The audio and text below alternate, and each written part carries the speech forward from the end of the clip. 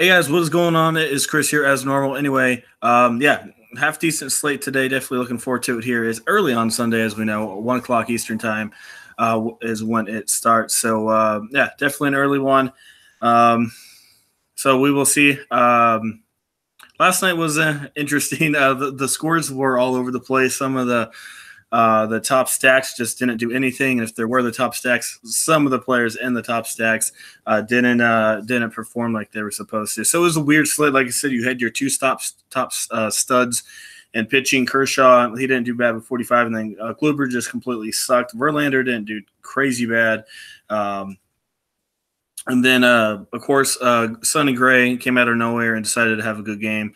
So if you picked him, you probably didn't do too bad because then you could stack that couple of those, Colorado bats and a couple of those Houston bats there. So anyway, as normal, if you want to join MLB, let us know. $8 a day, $30 a month. NFL as well is coming up here. We got one more week of the preseason. We'd love to have you guys join us.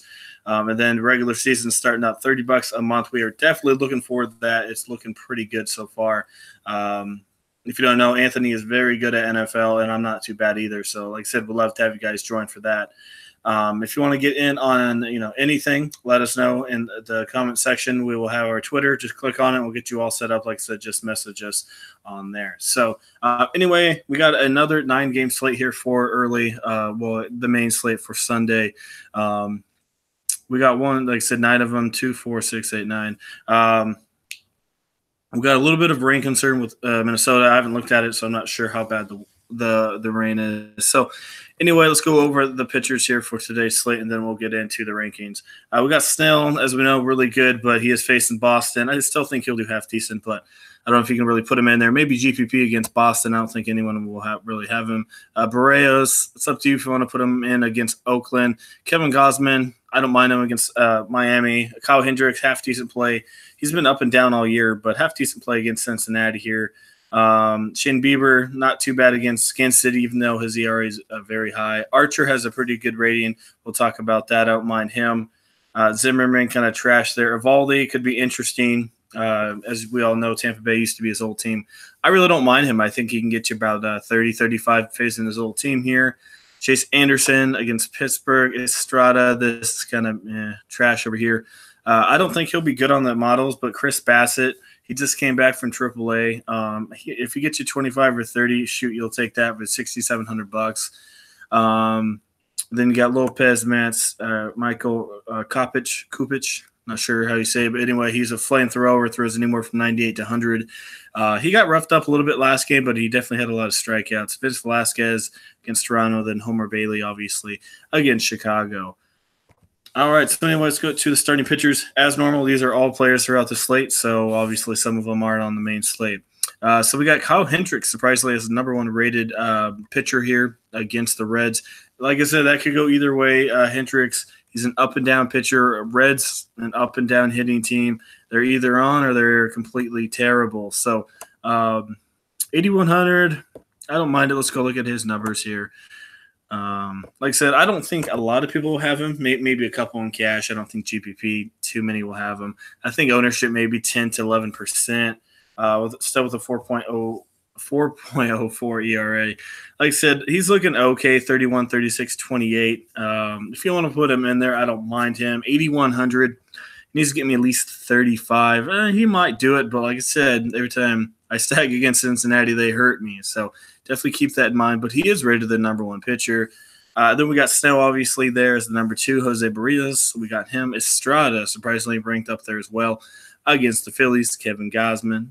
Opponent ISO and usually against Marlins is pretty good, so that's not looking too bad. For Estrada, K rate for Phillies is 8 overall, so maybe he gets a couple strikeouts. I don't think many people will have him.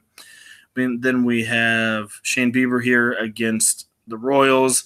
Wolva and slugging versus lefties is not good, so I don't know how many Royals lefties there are. I think there's like three or four. I'm not sure. So that's kind of a risky spot there, depending on how many lefties they have. Because depending on how many they have, depends on if I'm going to play him or not. Because man, not looking too bad. So if they put in 4 or 5 lefties, I'm definitely not going to put him in there. If there's only 2 or 3, I don't mind it. So definitely have to look into how many lefties they're going to have.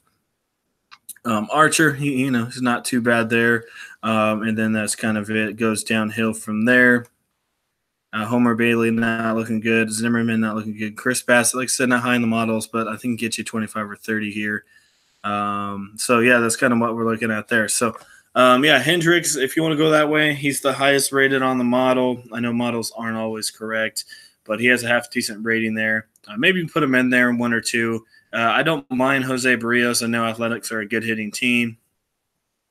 But if you had to pick, probably go maybe Estrada or Gosman. Maybe just, drop down a little bit on the money and, and spend up in some other areas, with hitting. So, yeah, that is mostly it. Let's go look at the hitting here.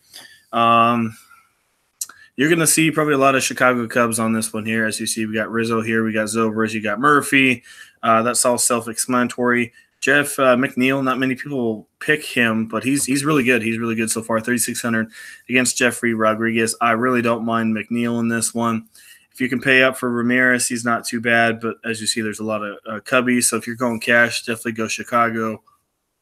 And the good thing about Chicago is you can stack 2 or 3, maybe even 4, because most of them are pretty cheap. They have been up and down recently this last week, so their price tags aren't as high as what they should be. So hopefully Homer Bailey doesn't have one of those random half-decent games. Hopefully they can get to him here. As you see, there's Zobrist is relatively cheap at 3,100. See here, Schwarber, not bad, 34. Hayward, 27. So like I said, some cheap Cubbies that you can stack in your lineup. Then you got Hoskins against Marco Estrada. They don't mind him either. Even though Estrada is ranked good, they do like Hoskins there. See, if you are going the Mets, I don't mind a little bit of a Mets stack here against Jeffrey Rodriguez. Jay Bruce and Conforto, they like both of them there. Bruce is really cheap for only 2,300, so I think he's in a good spot. David Paleka, I think that's how you see it, maybe against Zimmerman. Javier Baez there. So these are just some of the guys. Obviously, the main guys there you're going to want in there. Like I said, Rizzo, if you can get him in there, Baez. They didn't talk about any Cleveland guys. Like I said, their offense has been trash, honestly, this last couple of days. I think they have, a 3 or 4 game losing streak. Hopefully they can break out of it. There is wind. I don't know if it's coming in or out. I haven't looked yet. So depending on the wind, is how many I'm going to pick. Like I said, if the wind's blowing in, 10, 15, probably not going to pick any. But if it's blowing out 5 to 10, everyone's probably going to have him. So definitely watch the wind there. Anyway, like I said, they're taking on Lopez here with Kansas City. Edwin Encarnacion just came off the DL, but I don't mind him. Yonder Alonso, put him in there. Kippens as a cheap option, maybe get you 6 to 9. And then obviously Ramirez and Lindor if you can afford them. But, man, like I said, I've been picking them recently, and they've been screwing me. So, we'll see. We'll see how it goes. Any other stacks that I'm liking here? Let me see here. Like I said, if you want to put in Archer, he's a half-decent option maybe, but he's been up and down. Shane Bieber, maybe a half-decent pitching option here. Like I said, depending on the wind, if you want to go that way. Kevin Gausman in a pretty good pitching area. I think he's in a pretty good spot here. Like I said, the model's like Marco Estrada here. Interesting option. He's been up and down all year. 4.88 ERA. It's kind of risky. 40, 19, 23, and 25. So if he gets you, I guess, 25 to 30, maybe you can afford him. But he doesn't strike out enough people to really get you anything there. So it's up to you if you want to go that way. But probably not going to pick the guy. If you want to go crazy GPP, maybe pick him. But like I said, if this game doesn't get rained out, Chris Bassett's really not too bad. It just came back from AAA here against Minnesota. I don't think anyone's really going to have him. 25-30 is all I need for $6,700. As you see, a 3.38 ERA, so he's really not pitching too bad. 43, 26, 15 kind of spot starts here. Like I said, he has his bad moments once in a while, but he's going to get you at least 5-6 strikeouts. So, maybe put him in there and save some money and stack up everywhere else. So, like I said, interesting slate. We'll have to see, about the wind, about the rain. There's no clear-cut favorite as pitcher. Pitcher stands out, so that's a good thing. The ownership should be, everywhere.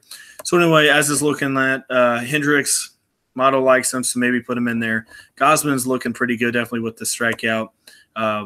For Miami, they strike out a lot. Bieber, depending on the wind, and then maybe Chris Bassett, maybe 25, maybe 30 for you. And that's kind of what I'm looking at. So like I said, if you want to take a shot with Snell, it's up to you, but we know how good Boston is. But Snell is so dang good at home, so that's an interesting one there. So that is mostly it, guys. Hopefully you guys enjoyed the video. I do appreciate the feedback. So that is mostly it. As normal, if you guys want to join, it's $8 a day, $30 a month for MLB. Not too much time left, so we'll love to have you join us. And NFL is not long away. One more week of preseason, and NFL week 1 is coming up. So we'd love to have you guys join us. $30 a month for that. You can definitely join now if you want to. And like I said, $150 for the season, which is really not bad either. That includes playoffs. So if you want to get in on anything, our Twitter will be in the comment section on it. Get all signed up. We'd love to have you guys on board.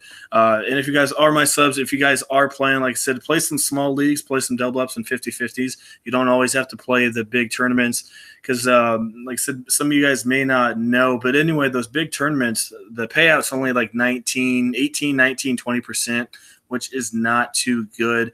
Like I said, when NBA comes around, I don't mind you guys playing because, I can definitely get there. But with MLB, with it being so inconsistent, sometimes 18, 19% is hard to get to. So if you play 50-50s, obviously that's the top 50%. Double ups is 43 to like 45%. And if you just create your own small league, you can change it however you want. As you see here, I just created a league. It has only 5 people in it, so that's 40% payout, $50 entry fee. As you see here, first and second win, 155 and then 70. It doesn't look too crazy, but you got a 1 in 5 chance of winning the money. It's really not that hard. So like I said, if you guys want to create your own leagues, I do recommend it. Not many people do it. It's really easy money. You only put in 50 and you have a chance to double up. So yeah, it's really not too bad. So definitely check it out. The way to do that is go to create contest, and then you can create it. You can change how many people play. You can change how many people win, and change obviously how much the buy-in is. So definitely a good little tool there. So that is it. Hopefully you guys enjoyed that little part right there. So that is it. Hopefully you guys enjoy your Sunday. We'll see you guys all here on Monday.